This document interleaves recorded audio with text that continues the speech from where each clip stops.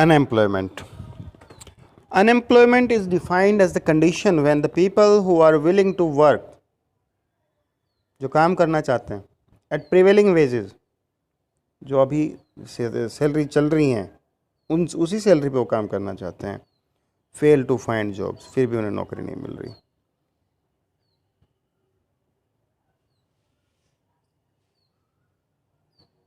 People between the age 15 years to 59 years are counted in the workforce population. केवल वही लोग हम workforce population में काउंट करते हैं जिनकी एज बचे 15 ईयर्स से 59 ईयर्स तक होती है. ओके, सो यदि किसी के ग्रैंड पेरेंट्स हैं जिनकी एज 70 ईयर्स है तो क्या वो काउंट होंगे अनएम्प्लॉयड में? नहीं, वो अनएम्प्लॉयड में काउंट नहीं होंगे. देखिए, हमारे देश के अंदर अनएम्प्लॉयमेंट प्रेवलेंट है. रूरल और अर्बन एरियाज़ दोनों जगह ये अवेलेबल है, हमें देखने को मिलता है. However the nature of the unemployment very in rural and urban areas. दोनों जगह नेचर ऑफ अनएम्प्लॉयमेंट जो है वो अलग अलग है. While in the case of rural area there is seasonal and disguised unemployment. ठीक है, रूरल एरिया में मौसमी बेरोजगारी या जो कुछ समय तक चलती है ऐसी बेरोजगारी या प्रच्छन्न यानी छिपी हुई बेरोजगारी, डिसगाइज्ड अनएम्प्लॉयमेंट पाई जाती है. छिपी हुई बेरोजगारी और सीजनल बेरोजगारी. Let us clear it here. देखिए, सीजनल अनएम्प्लॉयमेंट वो होता है जिसमें काम तो मेरे पास है लेकिन 8 महीने ही है, 4 महीने में बेरोजगार रहता हूँ. ओके, या मेरे खेत में 3 लोगों की ज़रूरत है, मेरे पास बहुत ज़्यादा बड़े खेत नहीं है लेकिन मेरे परिवार जो है वो 8 लोगों का है, तो मेरे जो बाकी 5 लोग हैं वो कहाँ जाएंगे? वो भी वहीं उसी खेत में काम कर रहे होंगे. काम जल्दी हो जाएगा, सबको आसान लगेगा. लेकिन ये उन 5 लोगों को व्यर्थ में ही हम लगा रहे हैं वहाँ पे. उनके होने ना होने से कोई फ़र्क नहीं पड़ता. काम तो फिर भी होगा, यदि वो नहीं होंगे तो काम तो हो जाएगा. तब इस तरह के अनएम्प्लॉयमेंट को उन 5 लोगों के लिए हम कहेंगे कि वो डिसगाइज्ड अनएम्प्लॉयड हैं, यानी वो प्रच्छन्न बेरोजगारी का शिकार है, उनके पास कोई दूसरा काम है ही नहीं. ठीक है. और अर्बन एरियाज़ में जो प्रॉब्लम है मोस्टली वो डिफरेंट है. वो that is the problem of educated ones. वहाँ पे एजुकेटेड लोग ज़्यादा बेरोजगार हैं. The unemployment when people are not able to get jobs during some months of the year is termed as seasonal unemployment.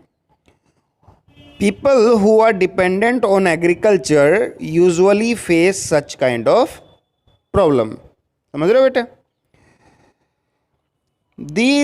There are certain busy seasons. Agriculture के अंदर कई सारे बिजी सीजन्स होते हैं, जैसे जब बुआई होती है, सॉइंग होती है, हार्वेस्टिंग होती है, वीडिंग होती है, थ्रेशिंग होती है. सर्टेन मंथ्स हैं इसके लिए फिक्स्ड. तो वहाँ पे there is no much work for the people who are entirely dependent on agriculture.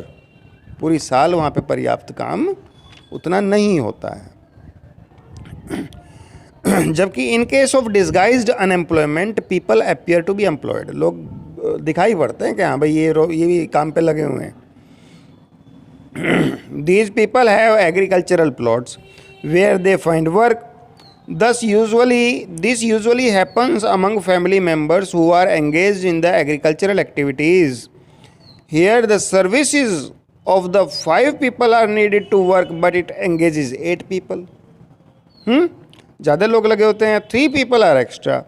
These 3 people also work in the same plot as the others, but the contribution they make that is not added to the contribution made by the 5 people. It means even if 3 peoples are removed, the productivity of the field will not decline. यदि इन 3 लोगों को हटा भी दें तो खेत की जो प्रोडक्टिविटी है वो तो नहीं घटने वाली, उत्पादन तो नहीं घटेगा.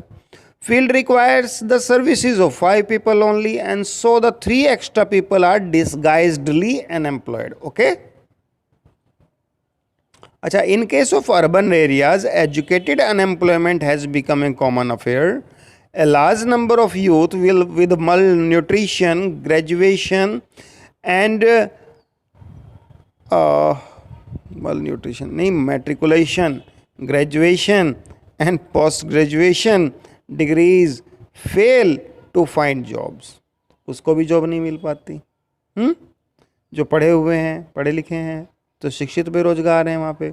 A study revealed that the unemployment of graduate and postgraduate has increased faster than among matriculates. जो ज़्यादा पढ़े लिखे हाईली एजुकेटेड लोग हैं उनमें बेरोजगारी की स्थिति ज़्यादा बुरी है.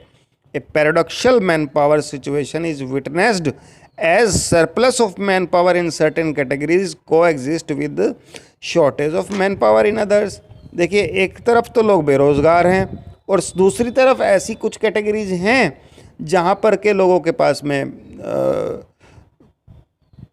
मैन पावर नहीं मिलती उन्हें. तो on the other end there is unemployment among the technically qualified peoples, और टेक्निकली क्वालिफाइड पीपल की बहुत शॉर्टेज है. while on the other hand there is a scarce of technical skills required for economic growth. तो देखिए, एक तरफ तो unemployment है, पढ़े लिखे शिक्षित लोगों में टेक्निकली जो नो हाउ जिनको है, जैसे पॉलिटेक्निक ITI के हुए लोग जो हैं, एक तरफ तो बेरोज़गार घूम रहे हैं.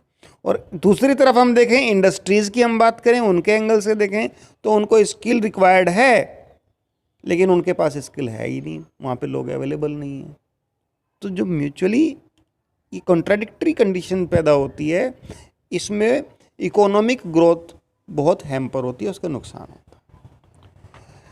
Unemployment results in the wastage of man power. इससे मैन पावर का वेस्टेज हो जाता है और जो असेट थे वो लोग अब लायबिलिटी बन जाते हैं. होपलेसनेस छा जाती है पूरी इकोनॉमी में और बेकारी छा जाती है, डिस्पेयर छा जाती है अमंग द यूथ, और लोगों के पास पर्याप्त पैसा नहीं होता अपने परिवारों के अंदर, और लोग एजुकेटेड हैं, काम करना चाहते हैं, बट वो गेनफुल एम्प्लॉयमेंट नहीं पा सकते. तो इससे क्या होता है, सोशल वेस्टेज होती है, समाज में वेस्टेज होती है. किस चीज़ की वेस्टेज? हमारे ह्यूमन पावर, ह्यूमन रिसोर्स की वेस्टेज होती है. Unemployment has adverse impact.